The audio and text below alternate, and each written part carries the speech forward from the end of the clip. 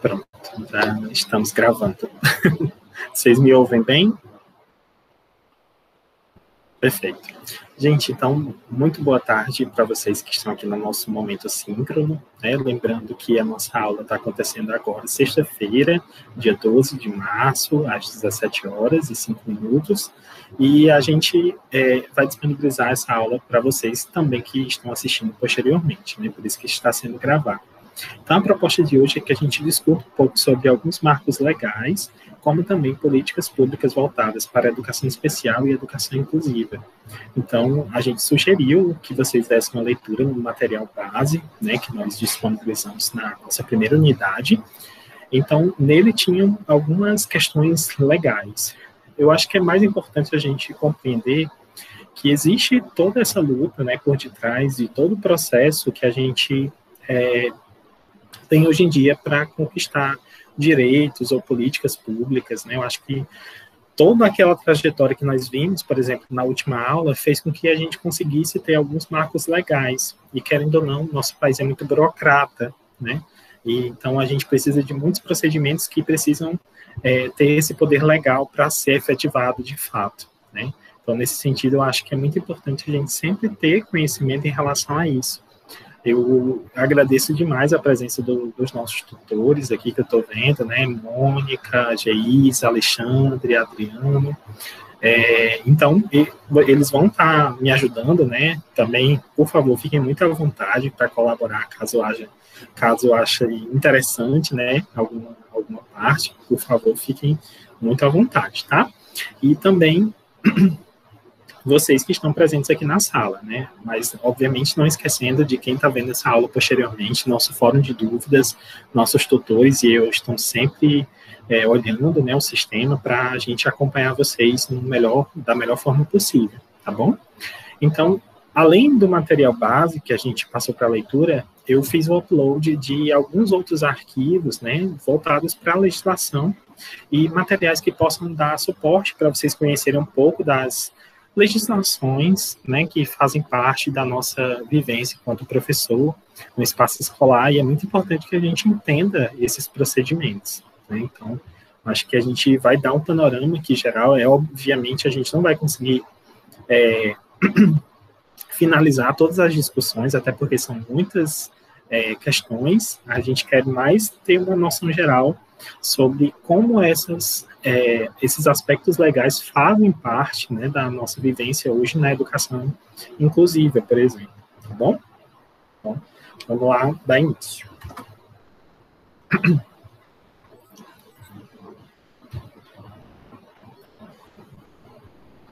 Então, a gente percebe, né, eu acho que durante toda a nossa trajetória aqui nessa disciplina, nessas aulas que a gente já teve, a gente foi falando um pouco sobre essas questões da própria visão da humanidade em relação à pessoa com deficiência, né? A gente percebe que essa visão, né, sobre a pessoa com deficiência não mudou, né? Às vezes é muito mascarada, na verdade. Então, a gente percebe que ainda há muitas práticas que são excludentes, muitas práticas que ainda menosprezam a pessoa com deficiência, né?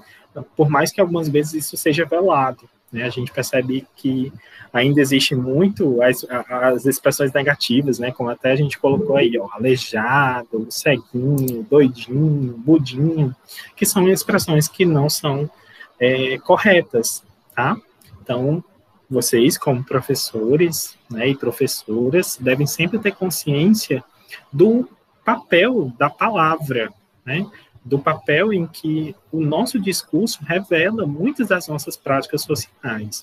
Por exemplo, quando a gente usa um determinado termo, aquilo ali traz uma carga de significado muito importante, e a gente precisa sempre ter essa noção de que a gente está empregando sentido, né? Então, enquanto professores, a gente tem um papel muito importante nesse processo de formação das pessoas, né?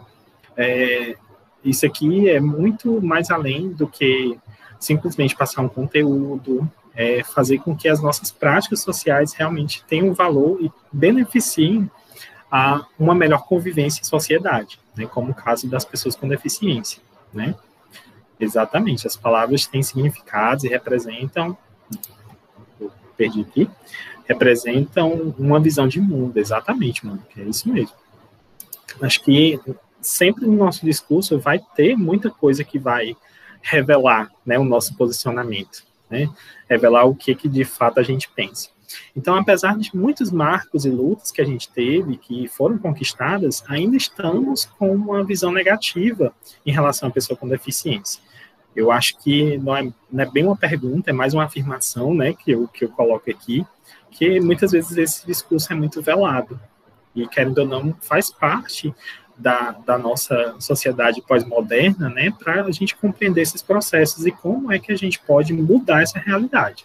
Acho que é muito importante, por exemplo, formações como essa, né, ter uma disciplina específica para que vocês possam ter esse olhar mais atento, né. Então, acho que isso aí já é o primeiro passo que vocês estão tendo, né, poder refletir sobre esse processo. Acho que é o fundamental aqui que a gente está querendo, tá? Então,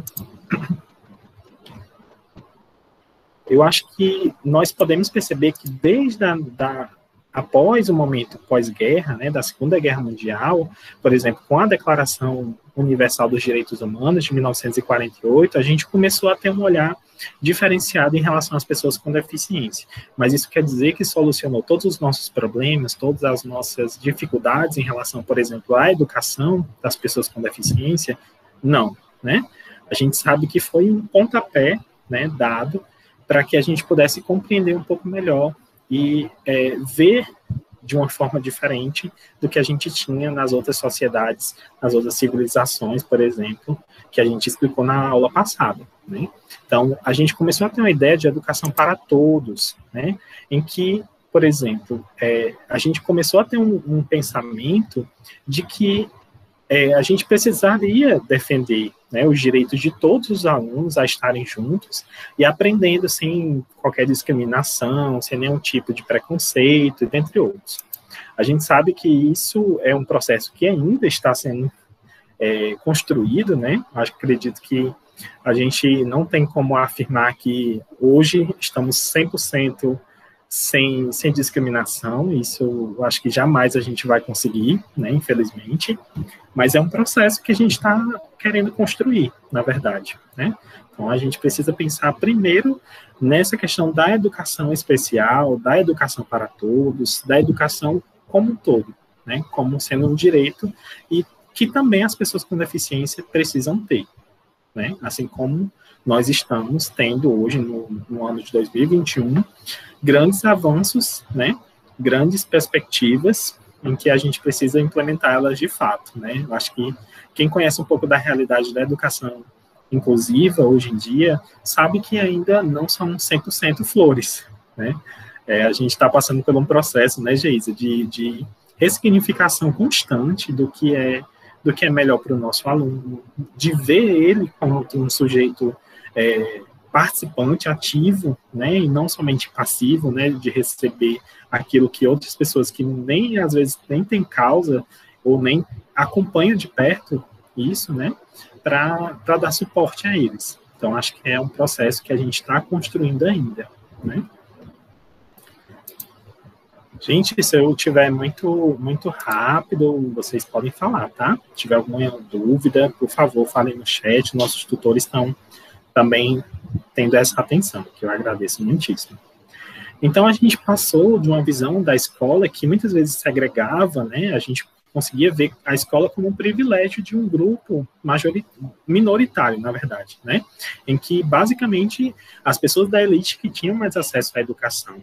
E com a democratização da escola, do ensino, esse paradoxo entre inclusão e exclusão foi sendo perpetuado e algumas vezes, né, mascarado por algumas estratégias. A gente pode perceber isso quando os sistemas de ensino ele começavam a universalizar o acesso, né, mas continuavam excluindo alguns indivíduos ou grupos considerados fora dos padrões que eram e são, acredito que ainda são, né, homogeneizadores da escola ou da sociedade em si.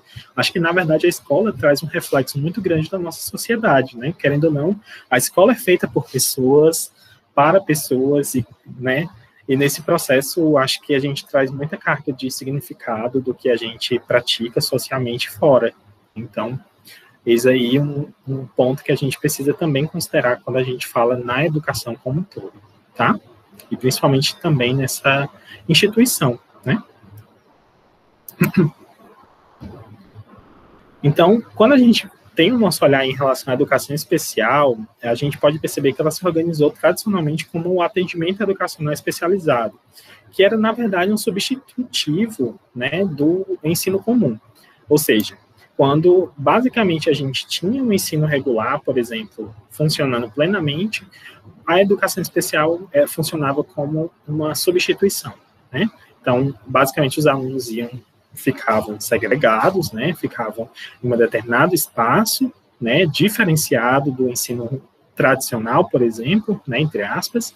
Então, isso daí começou-se a criação de instituições especializadas, né, classes especiais. Então, tudo isso fez que também tivesse uma visão, mas compreendamos, né, por mais que a gente tenha... Eu faço uma reflexão para vocês, né? Será que, de fato, é preciso que a gente tenha um espaço em que a gente tenha todas as pessoas com deficiência separadas e atendidas de forma especializada, ou ter um ambiente comum em que todos eles estejam presentes, mas não tenha acessibilidade ou não tenha inclusão, né? Acho que fica uma reflexão que a gente pode ver isso no decorrer do tempo, né? No decorrer das estratégias e performances, leis, né? Tudo isso que foi passado de acordo com o tempo. Será que, de fato, são significativos hoje, por exemplo, né, a gente manter, por exemplo, uma pessoa surda, né, dentro de uma sala regular que não tem a presença do intérprete? Ok, ele está num ambiente comum, mas ele está sendo segregado da mesma forma por não ter uma acessibilidade linguística, em que eu realmente fico muito preocupado com esse posicionamento, né, de colocar em um ambiente comum, mas não dar suporte, né, não ter um ambiente de equidade, né. Então, esse aí é um posicionamento que também nos faz refletir um pouco sobre esse processo. Mas, Ebson, você está dizendo que é errado colocar todo mundo junto, todo mundo no espaço comum? Não. Estou dizendo que é preciso dar suporte para que essas pessoas que têm alguma deficiência, alguma especificidade, tenham condições plenas, né, de participação social naquele espaço, né, seja na escola, seja no trabalho, seja entre outros espaços, certo? Mas aqui a gente traz um olhar um pouco mais voltado para a educação, principalmente a educação especial, que a gente vai ver como ela se constituiu, tá certo? Isso mesmo, Israel. Dizendo que muitos alunos especiais estão somente na escola sem ter suas necessidades atendidas. Exato. Infelizmente, isso acontece bastante, né? Simplesmente de serem passados, né? Por exemplo, aquela velha história dizendo assim, não, ele, coitado, né? Ele precisa passar de ano, vamos deixar, colocar uma nota para ele. Aí, eis aí, outra coisa que a gente até discutiu nas outras aulas é que o aluno com deficiência, ele pode ser sim, reprovado, tá? Isso aí foi uma visão que a gente tinha muitas vezes, né, de que o aluno com deficiência precisava passar, e dentre outros, mas isso foi uma prática que foi perpetuada mais no caráter assistencialista, né, achando que o aluno com deficiência não tinha capacidade e simplesmente deixavam ele a Deus dará, né? A gente pode falar assim, infelizmente. Então, acredito que a gente, nesse sentido, a gente percebe que muitas lutas, né, da própria categoria das pessoas com deficiência precisaram ser travadas, né? E graças à legislação que, querendo ou não, nosso país é muito burocrata nesse sentido, né? A gente precisa muito de leis para que isso seja implementado de fato, né? Não há uma consciência em si de promover esse processo. Então, esses aspectos legais que a gente quer trazer aqui, né, são procedimentos, né, que foram frutos, né, de muita luta, principalmente das pessoas com deficiência e as pessoas que estavam nesse processo, né, a gente chama até de comunidade. Então, eu trago aqui somente alguns para a gente pincelar que eu acredito que são importantes para a gente compreender, certo? Além de que, se vocês quiserem ter mais informações sobre essas legislações, vocês podem consultar elas mesmas, tá? A gente colocou, no caso, na nossa biblioteca da unidade 1, todos esses materiais e legislações que são pertinentes ao que a gente está trazendo aqui, tá certo? Então, acho que alguns marcos legais que a gente traz aqui, desculpem, o primeiro deles é a própria Constituição Federal, né, que dá, por exemplo, no seu artigo 5º e no 205, o direito à igualdade e o direito de todos à educação. A gente passa aqui a ter a oferta da educação para todos indiscriminadamente, né? Por exemplo, a gente já tem um pensamento não segreguista em relação à pessoa com deficiência. Por mais que a gente ainda esteja lutando, né? Em 1988 ainda tinha muita coisa para rolar, que como rolou, né? Até hoje, para nós termos, né, uma consciência em relação ao que seria educação inclusiva, educação especial, ou até mesmo a própria ideia do que a gente tem sobre a educação como um todo, tá? Assim como o Estatuto, né, da Criança e do Adolescente, de 90, ele traz, por exemplo, no seu artigo 55, que os pais ou responsáveis têm a obrigação de matricular seus filhos na rede regular de ensino. Acho que uma coisa que também foi um marco foi trazer esse posicionamento para dentro da escola, né, trazer essas pessoas para dentro da escola. Os pais serem responsáveis, né, ou os responsáveis, né, terem esse compromisso, né, de oportunizar acesso à educação dessas pessoas, né, sejam elas com deficiência ou não. Acho que isso também promoveu um olhar diferenciado da escola para que ela pudesse promover esse ambiente mais acessível para essas pessoas com deficiência. Então, acho que também é um marco a ser contemplado.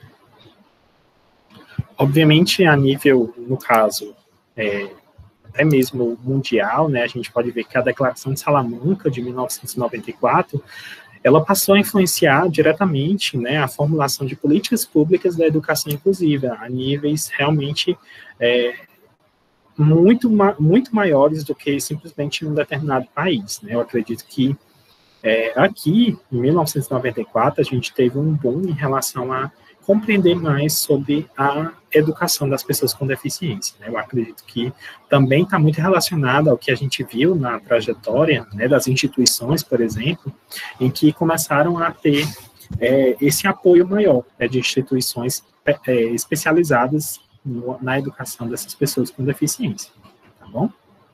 Gente, até aqui está tudo tranquilo. Tudo tranquilo. Aqui, alguma dúvida? Estão pegando café? Estão comendo a bolacha agora? Ai. Vamos lá, dando continuidade.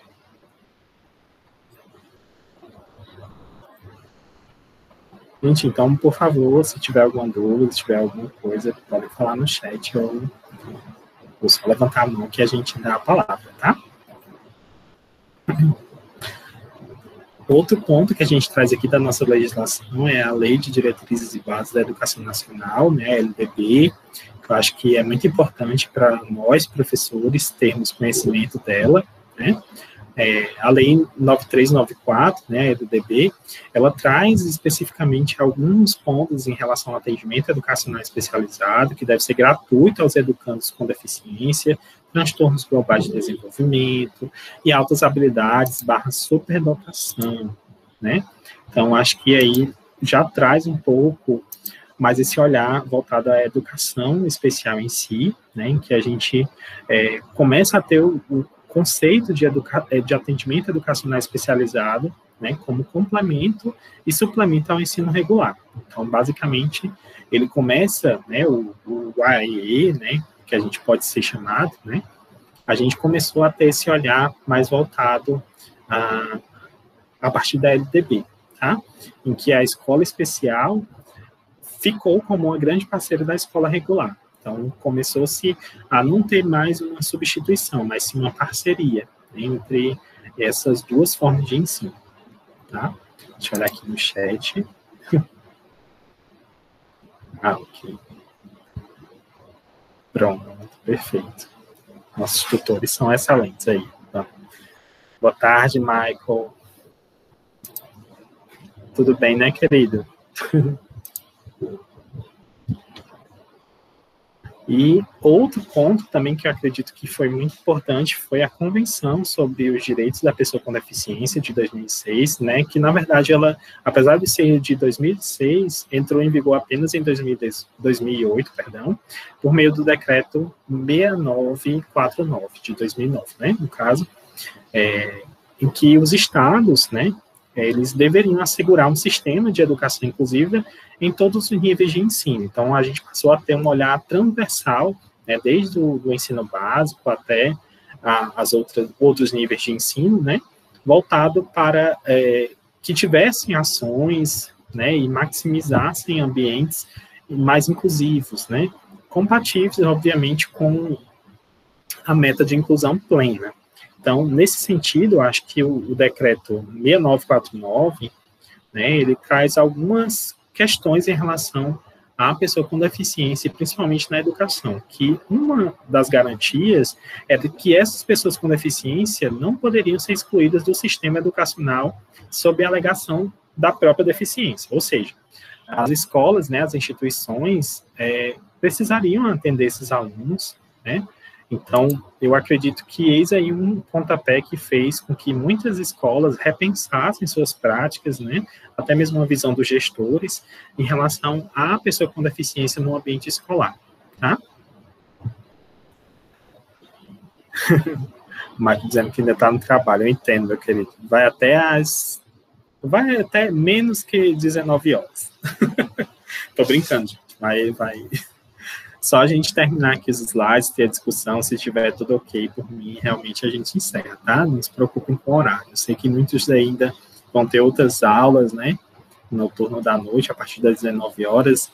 Esse horário ficou meio um intervalo, né? Entre o final da tarde e o início da noite, mas a gente propõe fazer de forma mais breve, tá?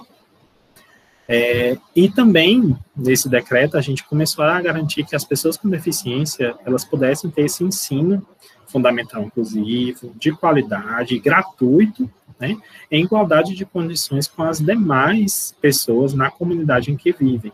Então, a gente tem aí outro procedimento que também foi um marco, né, com esse decreto, em que a gente passou a ter, como eu falei, né, a transversalidade desde a educação infantil até o ensino superior, né, ter a educação especial passando por toda essa trajetória acadêmica, bem como a criação dos próprios AEEs, né, do atendimento educacional especializado, a formação de professores para o AEE e demais profissionais da educação na inclusão escolar, a participação da família e comunidade, acessibilidade urbanística, arquitetônica, de mobiliário, nos transportes. Acho que nos transportes a gente pode ver que a partir de, por exemplo, de 2009, a gente teve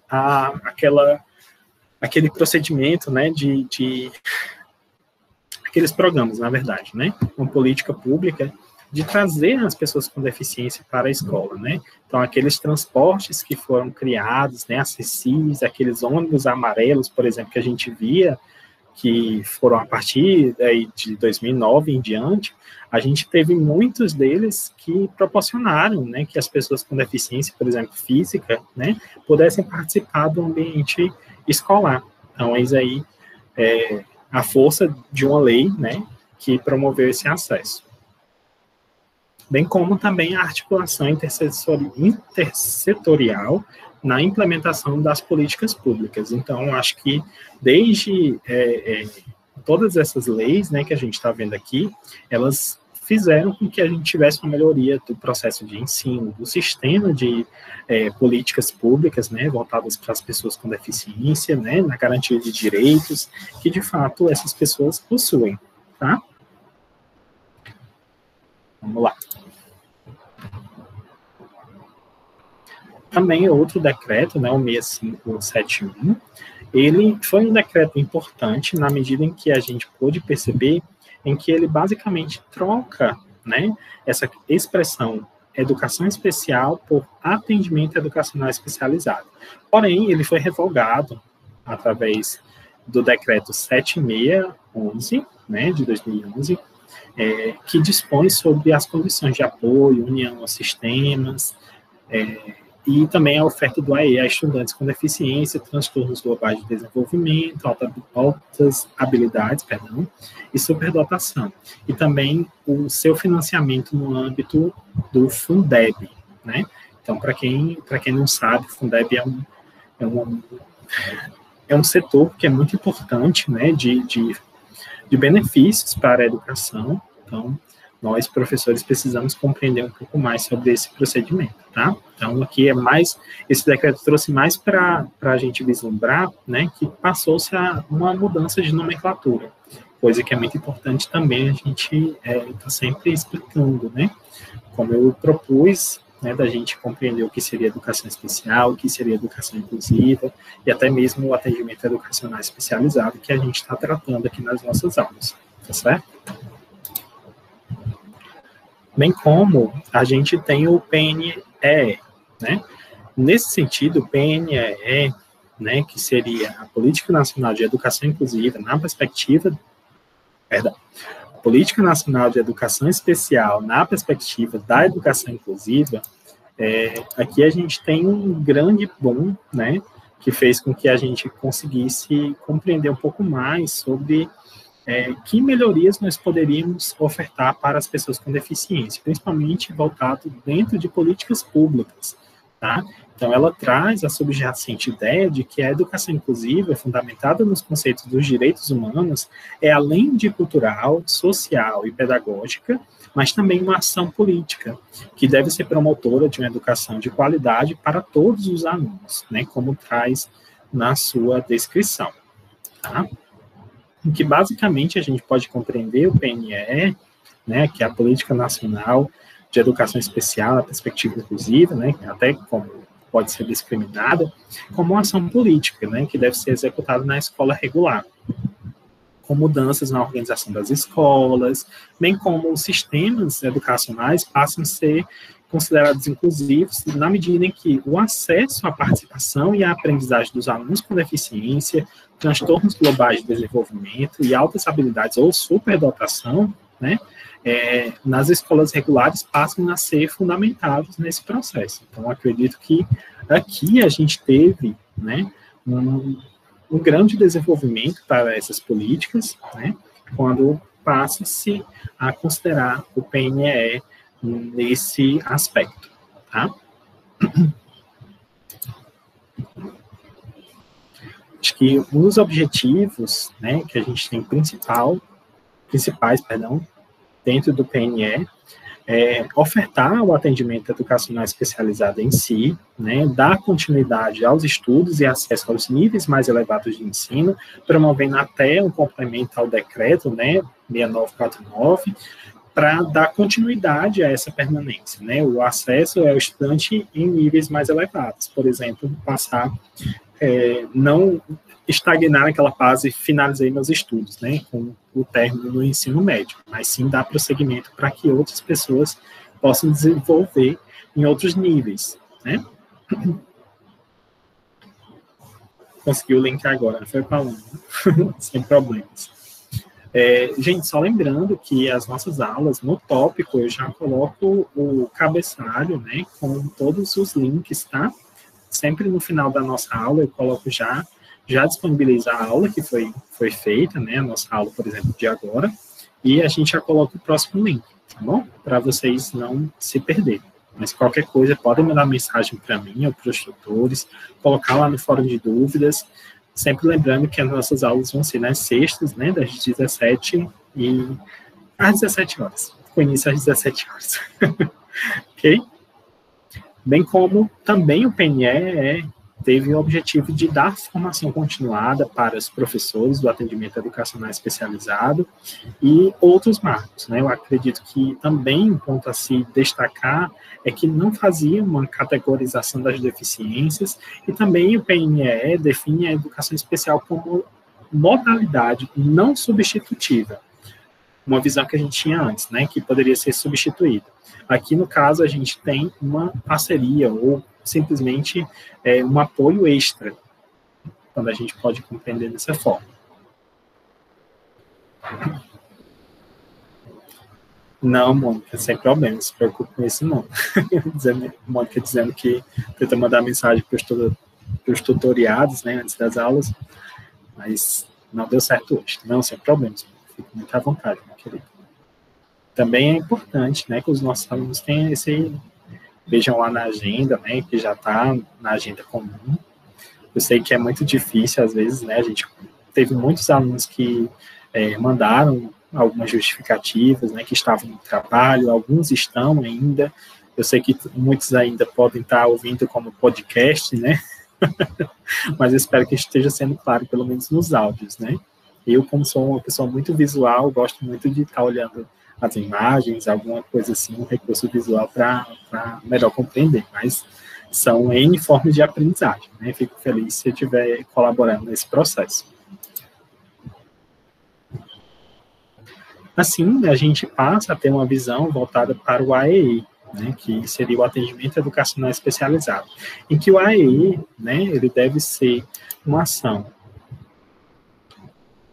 aceitando aqui as pessoas, deve ser institucionalizada, prevendo-se a sala de recursos multifuncionais, né, que seria desde o processo da elaboração do plano de AEE, com professores para o exercício da docência no AEE, profissionais como tradutor e intérprete de língua brasileira de sinais, guias e intérpretes e demais profissionais necessários para as atividades de apoio. Para quem não sabe, o AEE, né, o AEE é um processo muito importante, né? Foi uma política um programa que fez com que a gente tivesse uma visão mais específica, né, de atendimento aos nossos alunos com deficiência, que geralmente acontece no contraturno, né, em que deveriam ter profissionais especializados para dar suporte ao aluno, né, que seria um procedimento a mais do que no ensino regular. Então, o aluno, por exemplo, estudava pela manhã, ele poderia ter o acompanhamento do AEE com profissionais, né, de acordo com a deficiência ou com a especificidade dele, atuando no período da tarde, por exemplo, né, em que ele poderia ter esse processo. Tá ok? Boa tarde, Dedé, sem problemas, querido. Qualquer coisa, nossa aula também está sendo gravada, tá? Você pode assistir o que perdeu antes. Então, a gente percebe que nós temos alguns reflexos, né? Como eu falei, segundo a resolução do Conselho Nacional de Educação, né, 4 de 2009, define que o AEE deve acontecer no contraturno, ao da escolarização, que eles visam fazer com que tenha determinada garantia ao acesso desses alunos à educação comum e disponibilizando de serviços e apoios em classes comuns da rede regular de ensino. Então, aqui, no AEE, a gente passa a ter uma visão que também dá suporte, né, a eles no contraturno. Então, basicamente, o aluno tinha esse suporte, era para ter, na verdade, né, dentro do ensino regular, como também no procedimento extra-sala, né, que seria no contraturno, por exemplo, em que esses termos, né, em termos de legislação, ocorreu uma grande conquista para os alunos com deficiência, porque a gente percebe que nesse processo de constituição do AEE, né, o Estado, né, começou a ter essa responsabilidade, assumir os custos do AEE em si, né, complementar ou suplementar, e reconhecer o direito à diferença. Então, a gente passa aqui a ter a visão do Estado, né, do governo, de dar provimentos, né, para que essas pessoas com deficiência pudessem ter uma maior receptividade, um melhor aprendizado, né, e também todos esses procedimentos na escola, tá? Pronto, ó. A Alisson dizendo aí que hoje encontramos em algumas escolas o AEE bastante atuante. Exatamente. Sim, sim, com certeza. O AEI, com certeza, é uma das políticas que a gente vê mais nas escolas hoje em dia, né? A gente tem desde os pequenos municípios aos maiores, em que, por exemplo, aqui mesmo na cidade onde eu vivo, né, em Caraúbas, a gente tem quase todas as escolas o AEI, né, que funciona, que tem alguns profissionais, obviamente a gente tem muitas práticas que ainda são não tão legais, né, em relação a esse atendimento especializado. Hoje a gente vê que, infelizmente, acontece nos AEs, né, um remanejamento de professores que estão se aposentando ou que estão debilitados, né, eles vão para a sala de AE e, às vezes, não conseguem atuar, não porque não queiram, né, mas, às vezes, falta formação, às vezes, falta incentivo, né, para que eles possam desempenhar as funções e atender de fato essas especificidades, né? Imagine, pois, uma única pessoa ter contato, né, ou ter formação específica para atender um aluno com surdez, uma pessoa com autismo, né? Então, a gente tem aí N formas, né, da gente compreender que, na verdade, o AE existe uma equipe multidisciplinar, né, uma equipe multiprofissional, na verdade, né, que tenha amparado para N deficiências, né, que possam ter nessa realidade escolar. Por exemplo, já ter um aluno surdo e ter um aluno, por exemplo, sei lá, um aluno cego, né, a gente tem N práticas que a gente pode dar que são bem distantes umas das outras. Então, eis aí um processo que a gente precisa também dar suporte, né, para que eles possam conhecer um pouco mais essa realidade e que muitas vezes esse profissional fica sobrecarregado de ter que dar conta, por mais que tenha uma boa vontade, né, de dar suporte para N alunos, né, com deficiência. Então, a gente aí tem um procedimento que realmente ainda é uma ideia maravilhosa, né, a gente sabe, a gente pelo menos lê isso, mas, infelizmente, ainda faltam os detalhes. Acho que os detalhes que poderiam realmente dar suporte efetivo para o que a gente precisa na realidade escolar, né? O Dedé dizendo, o Israel dizendo que isso ocorre, né, no município, o Dedé dizendo que acredita que quase todas as escolas, no estágio dele, né, tínhamos uma criança com deficiência mental, deficiência intelectual, né, os termos, que era muito complicado para lidar, né? Exatamente, até. Acho que aí, olha, eis aí o processo que a gente reflete, né? Será que, de fato, as políticas que a gente está promovendo estão garantindo, por exemplo, que tenha lá em Guamaré, por exemplo, né? Não sei se o nick de Guamaré, tá? Não sei se a gente vai garantir que lá em Guamaré a gente tenha esse atendimento específico e especializado para aquele aluno com deficiência, por exemplo, intelectual, né? Então, eis aí um processo que também exige que os nossos profissionais sejam capacitados, né? Mais uma vez, eu reflito, não é por exemplo, não é porque o profissional não queira dar esse suporte, às vezes ele não tem formação específica, às vezes ele está sendo remanejado, né, ele quer se aposentar, por exemplo, e não vai ter condições de atuar como a gente, por exemplo, os alunos com deficiência precisam, né, e dar esse suporte mais atento. Exatamente. Pronto, o Dedé dizendo que na realidade dele, né, o despreparo dos professores era muito notável. Adriano dizendo que, infelizmente, fazer a educação inclusiva ainda se configura como um processo pioneiro e ineficaz. Concordo plenamente, Adriano. A gente está vivendo ainda um procedimento de implementação, né?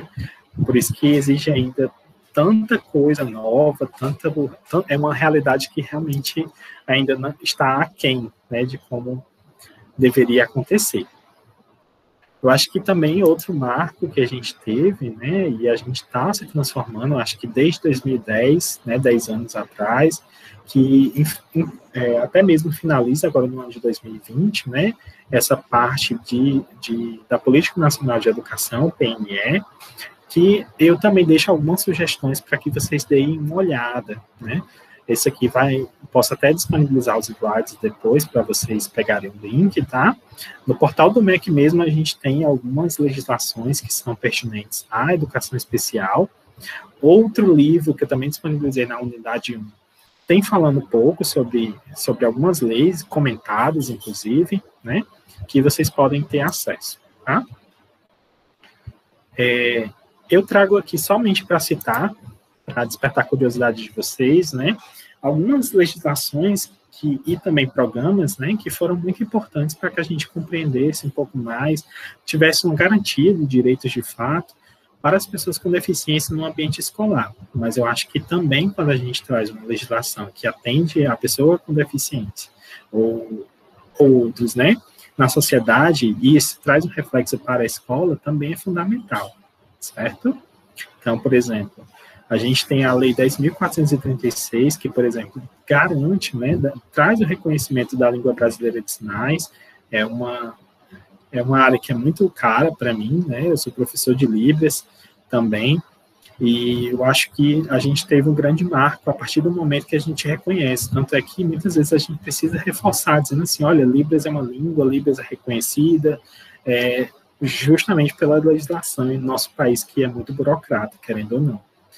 Então, a gente tem também a Lei 10.845, que institui o Programa de Complementação ao Atendimento Educacional Especializado, né? A Lei 12.764, que institui a Política Nacional de Proteção dos Direitos da Pessoa com Transtorno do Espectro Autista, né? Que, inclusive, algumas dessas leis são contempladas hoje em dia, né, na Lei Brasileira de Inclusão, que é a Lei 13.146 de 2015. Então, a gente tem aí essa lei, né, a 10.436, a Lei Brasileira de Inclusão, que traz muitos aspectos, né, no caso, mais detalhados, até mesmo retoma algumas outras leis, né, existem alguns vetos, mas a Lei Brasileira de Inclusão, com certeza, tem seu grande impacto, né, a partir de 2015. Então, eu acho que é uma forma também da gente começar a ter uma leitura mais aprofundada em relação a isso. Que garantias ou que deveres o Estado tem para com as pessoas com deficiência. Eu acho que a Lei Brasileira de Inclusão, né, que é considerado o Estatuto da Pessoa com Deficiência atualmente, pode ser uma boa dica para que vocês aprofundem mais as leituras, tá? E, obviamente, contem com a gente também para discutir sobre isso. Bem como a gente traz aqui, né, 2 programas que foram muito, muito essenciais para uma realidade que a gente tem na escola hoje, né, que é o BPC na escola, que é o benefício de prestação continuada, né? Não sei se vocês já ouviram falar. Já ouviram falar do BPC? Chamava aposentadoria para o deficiente, né, por exemplo.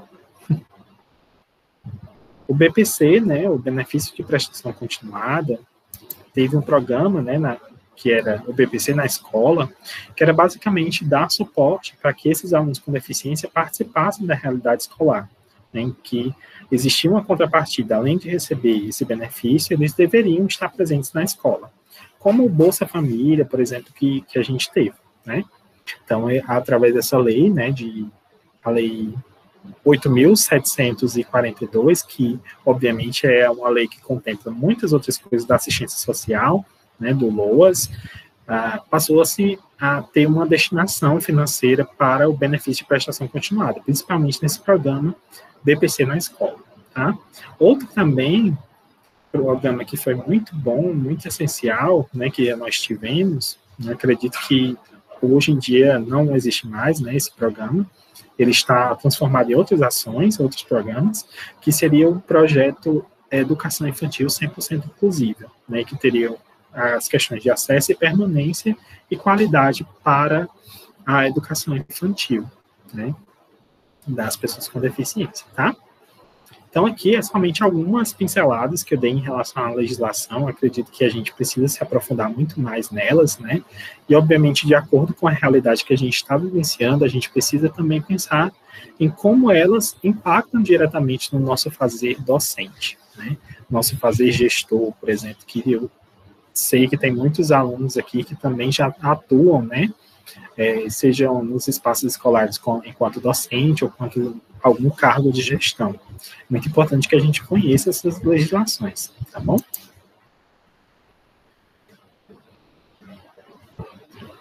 Então, nesse sentido, gente, eu queria saber se existe alguma dúvida. A gente está chegando às nossas conclusões, tá? Lembrando mais uma vez para você que está assistindo essa aula em casa, né? Mesmo que seja rápido, né? No +2, por favor, fiquem muito à vontade para nos questionar no nosso fórum de dúvidas, né? A gente, inclusive, relembra que nós temos um questionário aberto que vai até amanhã, certo?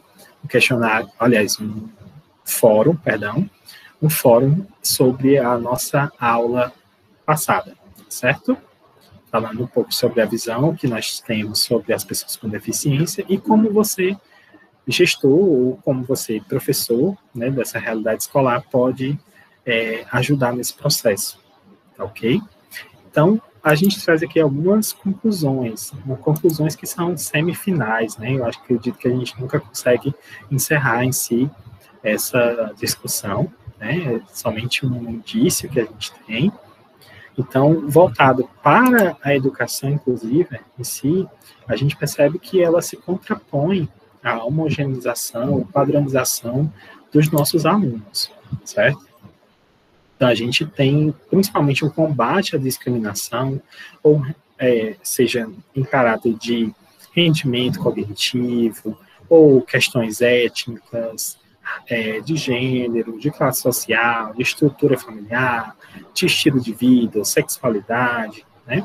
Então, a gente passa a compreender a educação inclusiva nesse aspecto, né? A gente vem trazendo uma trajetória toda voltada, né, educação especial, mas hoje a gente contempla a educação inclusiva nesse aspecto, em que a gente deve reconhecer que todos esses procedimentos deram a entender, né, ou deram formas da gente compreender hoje o que seria a educação inclusiva, tá? Eu acho que é muito importante que a gente tenha delimitado isso.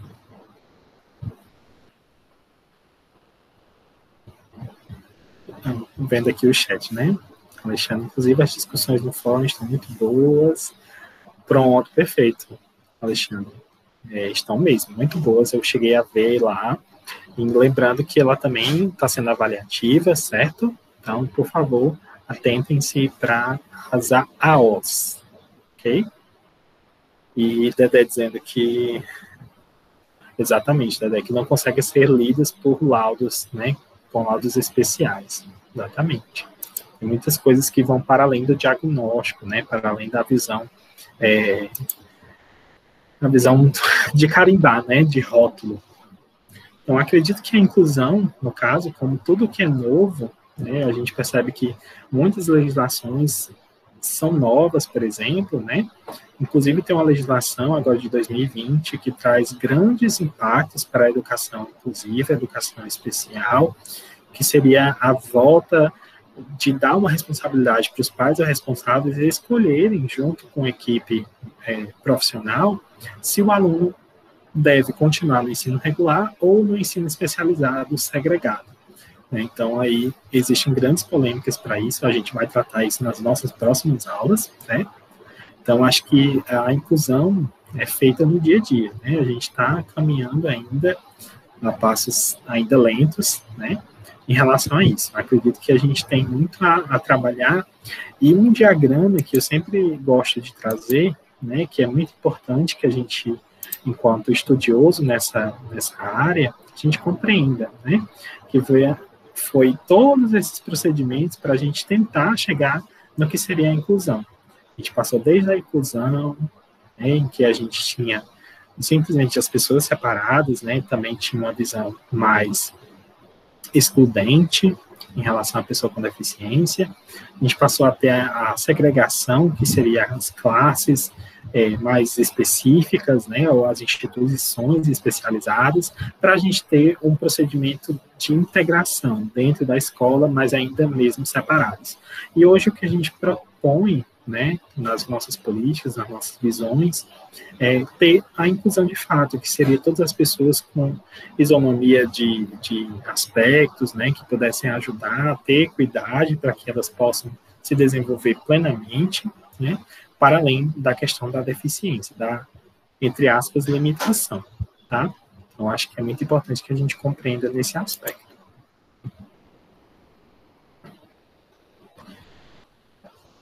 Outra coisa que a gente sempre busca é, para além do acesso, a gente tenha a permanência e a aprendizagem de fato, né, das pessoas com deficiência na educação.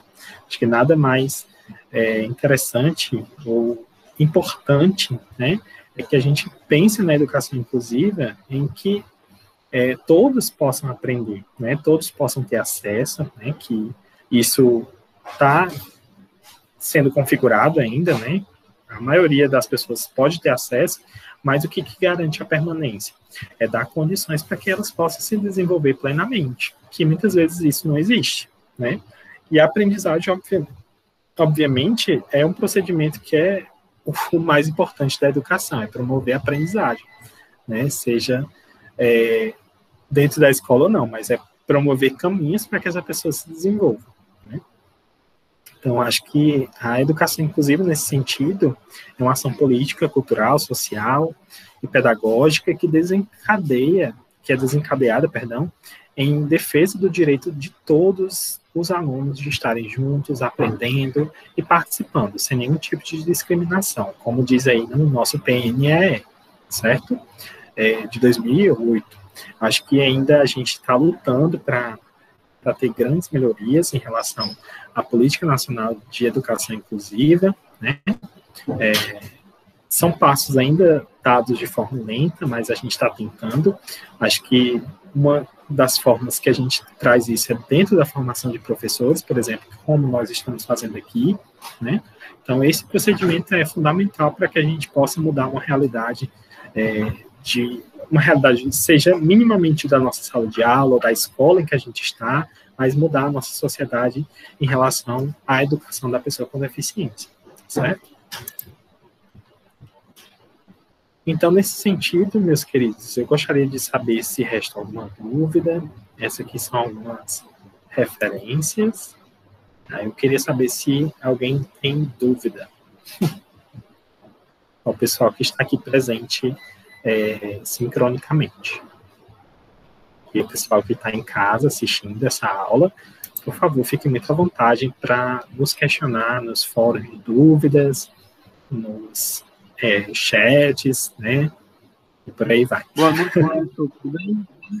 Boa noite, Dedé. Tudo bem, querido? Não com dúvida, mas para acrescentar um pouco da minha experiência, por favor. De formação, eu estagiei em uma escola e a gente tinha 2 crianças que eram alunos especiais, que são alunos especiais. E assim, ficou muito notável o despreparo das professoras com a criança, porque o ambiente não era propício para o ensinamento daquela criança, e o despreparo das professoras já com muitos anos de carreira, professoras concursadas, pessoal, mas o despreparo era notável. E assim, por mais de vezes eu vi que acabava que tinha que chamar assistente social, que tinha que chamar a mãe do aluno para levá-lo para casa, porque a criança acabava que se desentendendo com a professora, mas ficava à vontade com os alunos, mas elas não conseguiam fazer com que ele realizasse as tarefas. Elas não tinham o preparo de tratar ele como um aluno especial, queriam tratar ele como um aluno normal, porque ele tinha uma deficiência intelectual. Então, isso marcou muito o meu estágio e eu aprendi muito vendo a lida delas com essa criança especial. Olha, Dedé, você traz um reflexo de muitas escolas, né, que infelizmente a gente ainda não tem um preparo muito grande para atender os nossos alunos com deficiência. Uma coisa que você fala, por exemplo, um dos estigmas maiores em relação à deficiência intelectual, né? Eu acho que grandes coisas acontecem com os alunos com deficiência intelectual, deficiência auditiva, né? Principalmente esses 2 casos, né, ou até mesmo o espectro autista, né, síndromes, né, que algumas vezes não são compreendidas de forma a dar suporte, né, e isso acaba gerando muito mais problemas, né, de comunicação, de ensino, né, também a formação desses professores que não teve, né, Dedé, a gente sabe que, por exemplo, como você falou aí, o caso, né, das professoras que já com muitos anos, né, de experiência, mas talvez pudessem estar próximas de se aposentar, né, nos anos que, sabe, né, que querendo ou não, a gente passa por um processo muito grande para a nossa aposentadoria enquanto professor, né, então, se a gente não consegue dar esse suporte, né, ela não vai conseguir evoluir. Exatamente, Dedé. Exatamente. A criança não vai conseguir evoluir se não há preparo, se não há formação específica, se não há metodologias eficazes, né, que, querendo ou não, exige formação para esses profissionais. Então, eis aí outra coisa que a gente precisa pontuar sempre, né? E é muito bom, Dedé, que você traga essa reflexão para a gente, né? Alguém mais, gente, gostaria de comentar? Cantar alguma coisa? Estou brincando. Relatar algum caso que já presenciou sobre o AIE, por exemplo. Como vocês são, pelo menos a maioria, do 7º semestre, né, dos cursos, né, de computação, química, física e matemática, acredito que muitos já devem ter vivenciado pelo menos alguma experiência de estágio, né? Vocês têm alguma experiência, por exemplo, como a de Dedé, de perceber essa realidade com um aluno com deficiência que acabou não conseguindo ou acabou conseguindo alguma experiência exitosa? Alguém?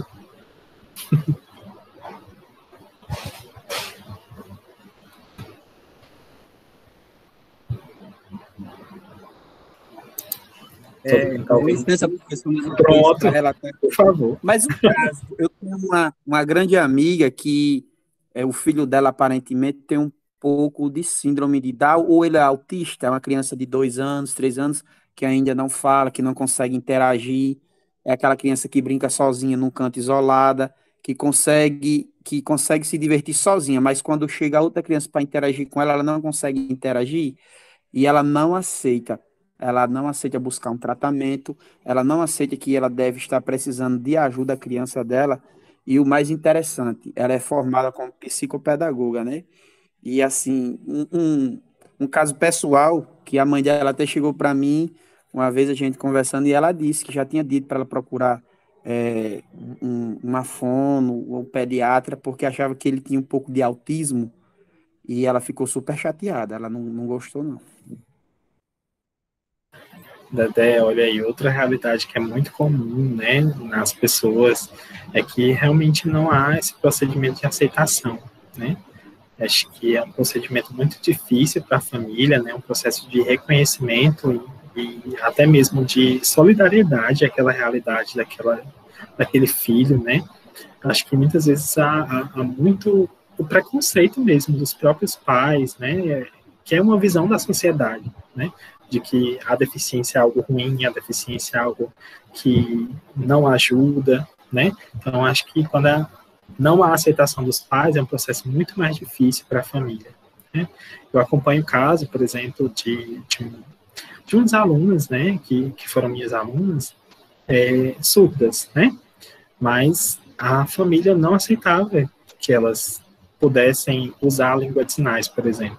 E sempre insistiam na oralização e elas não conseguiam aprender quase nada. Tanto é que eram muito repetentes de ano, mas a gente conseguiu convencer a mãe, né, por isso que é importante ter um profissional especializado nesse sentido, para falar, né, para dar um conselho, né, para mostrar que aquela realidade pode ser mudada com atendimento específico e especializado para aquele caso. Então, eis aí uma forma que a gente conseguiu convencer a mãe de que elas poderiam aprender por meio da Libras. E daí elas conseguiram, né? A mãe deixou, né, por exemplo, deixou elas aprenderem Libras, né, fazerem cursos, por exemplo, e foi, olha, não brinco, foram menos de 3 meses. Elas tiveram um grande desenvolvimento. Passaram a ter intérprete de Libras, ter professor de Libras, né? Que fez com que elas adquirissem ainda mais a língua, né? E a partir da língua aprenderem, assim, de uma forma absurda. Então, eis aí, ó, atendimento específico e especializado para essas pessoas é fundamental. A gente dá condições para que ela consiga, né, superar essas barreiras que algumas vezes são impostas, né? Tem uma imagem que é muito representativa, né, em que a gente tem um macaco, um peixe, um elefante e outros animais, né, que eu não lembro agora de qual. Que a prova olha, para ser bem justo, vocês vão fazer a mesma prova. Vocês vão precisar subir essa árvore. Macaco, peixe, elefante. Quem subiria mais rápido? Macaco, peixe ou elefante? O elefante, né? Claro. Obviamente seria o macaco, né? Então, eis aí. Será que, de fato, a gente promover igualdade, a gente consegue amparar todas as necessidades específicas de cada aluno nosso? Não, né? Por isso que a gente luta por equidade, né? Dar condições, sei lá, para o elefante ter um elevador, para o elefante, por exemplo, ter uma rampa para ele subir nessa árvore, para o peixe ter um tubo com água, por exemplo. Aí sim a gente poderia dar condições para eles subirem também, além do macaco, né? Pois não, Adriano? Você levantou a mão?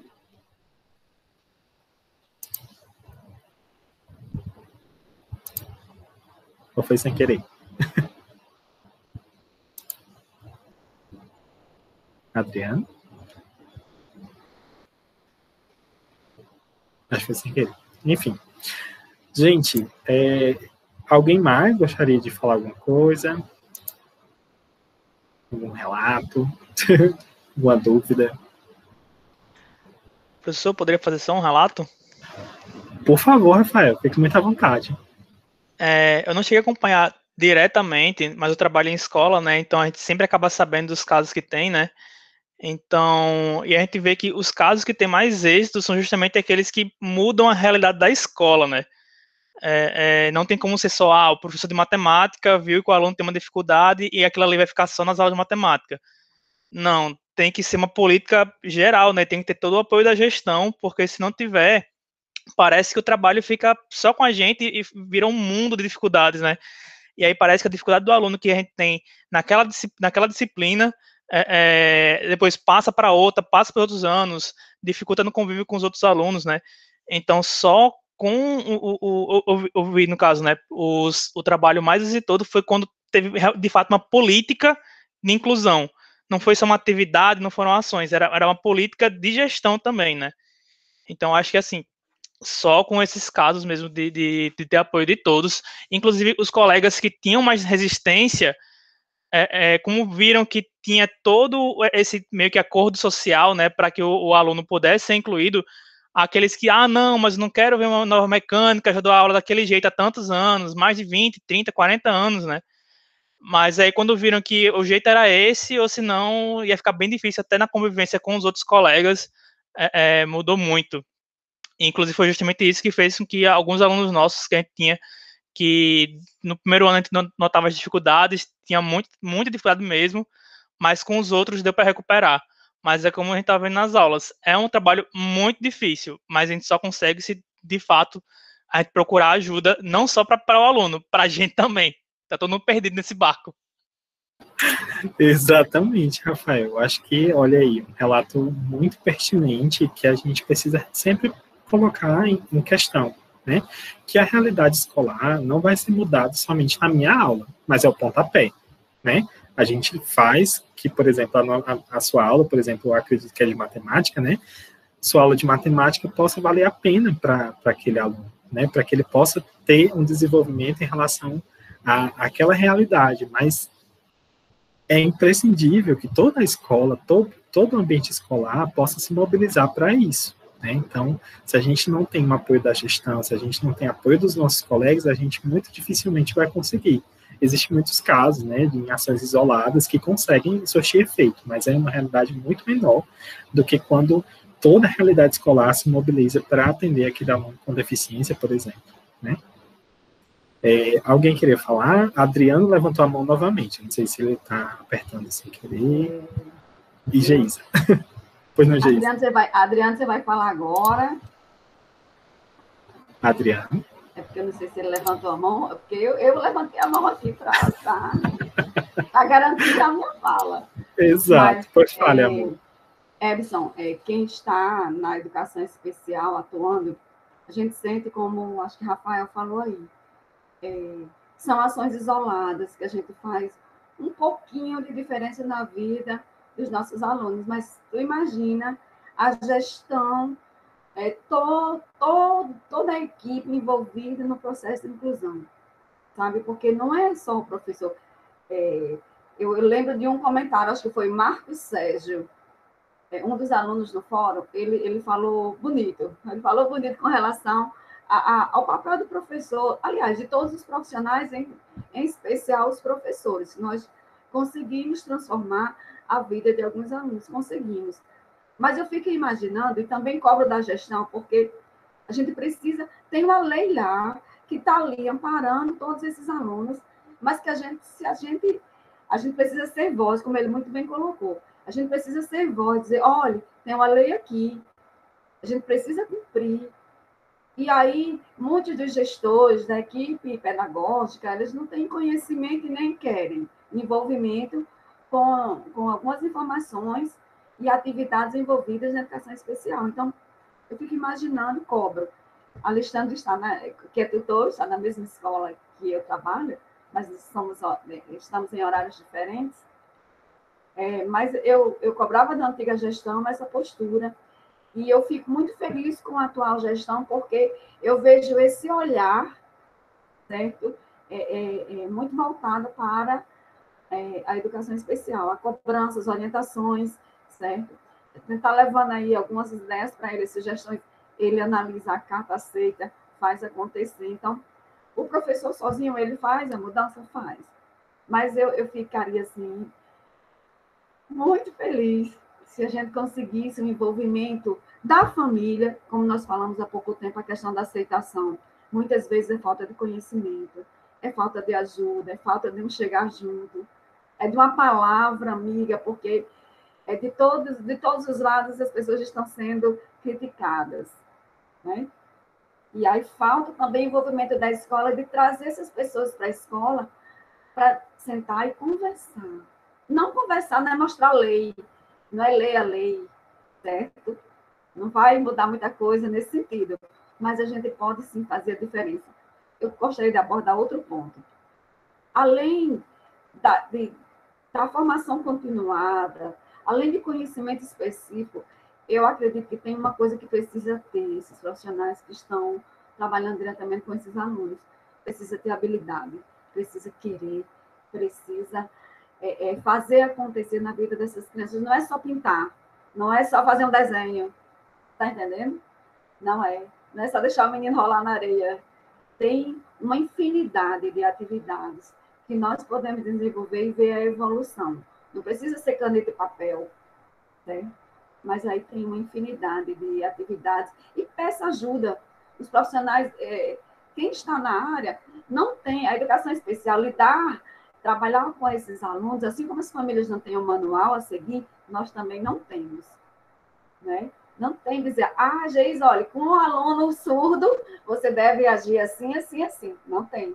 Você aprende no pancadão mesmo, né? Então, seria muito bom o envolvimento da equipe, da família, da comunidade, para que a inclusão aconteça de fato. Esse é o meu sonho.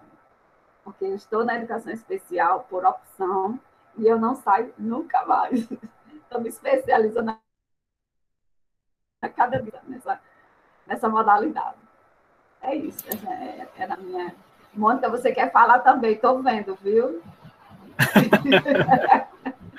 Não, Geis, a gente vê um compromisso muito grande quando a gente tem profissionais que querem, de fato, contribuir para essa realidade, né?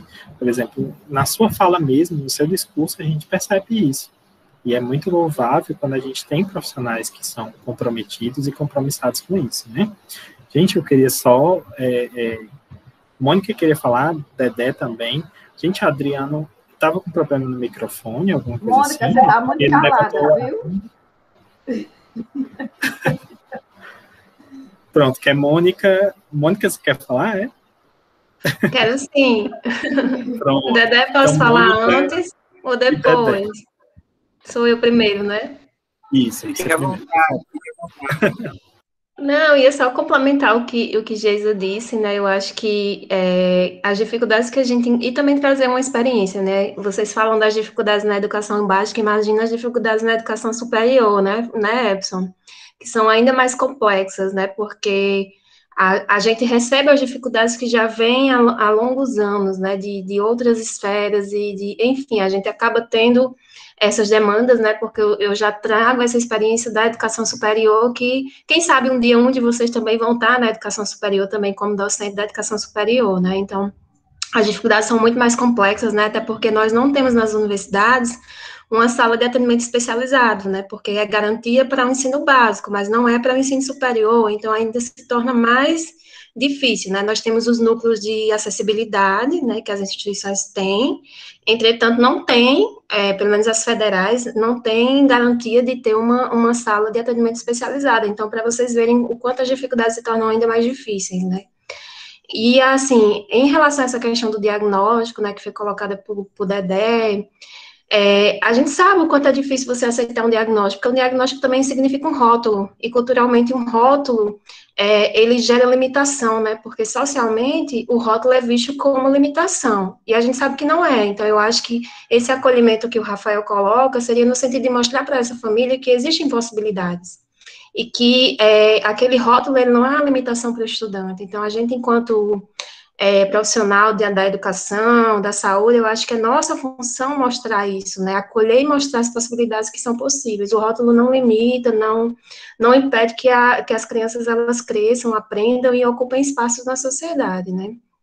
E parabenizar o professor Epson, né, pela apresentação da legislação, que foi excelente, né, trouxe um panorama para que a gente pudesse entender como é que a educação ela foi se construindo, a inclusão, a legislação, era mais nesse sentido. Eu estou quietinha, gente, porque o dia hoje foi difícil.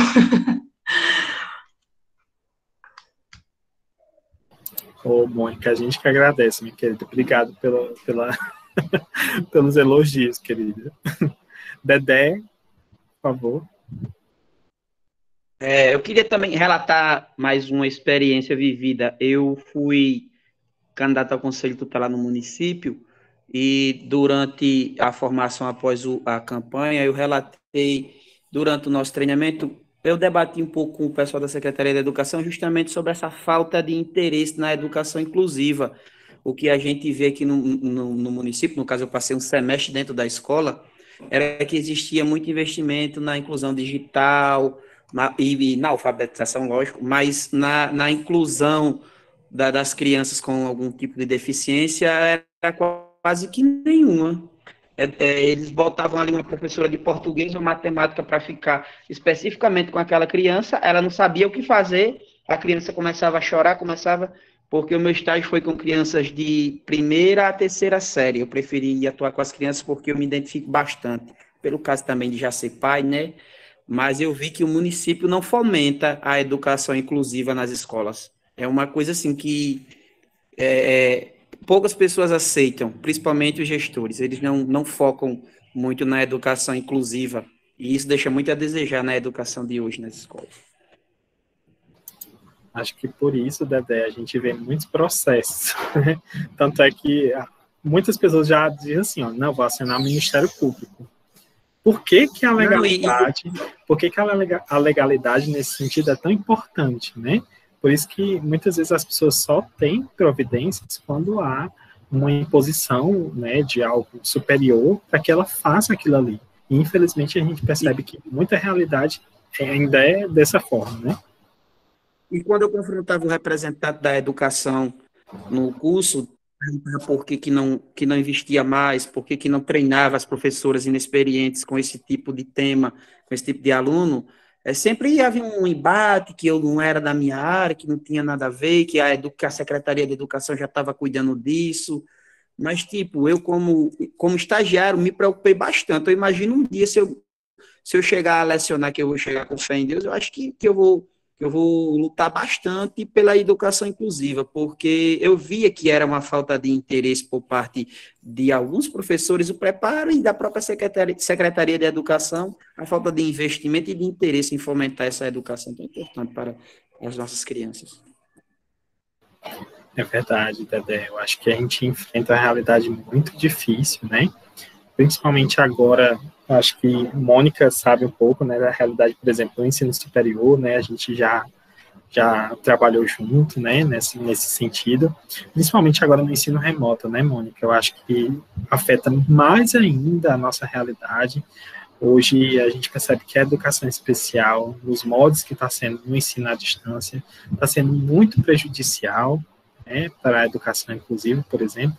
Obviamente vem em alguns casos, né, de projetos maravilhosos, mas também a gente percebe que esse caráter humano, né, de mais proximidade para o aluno com deficiência está sendo abalado nesse período de ensino remoto, né, que é necessário, né, que protege a saúde de todos nós, mas que vai causar grandes impactos para a nossa educação, com certeza. Né? Então, acho que alguém tem mais alguma coisa para relatar, para questionar, para jogar aqui na roda?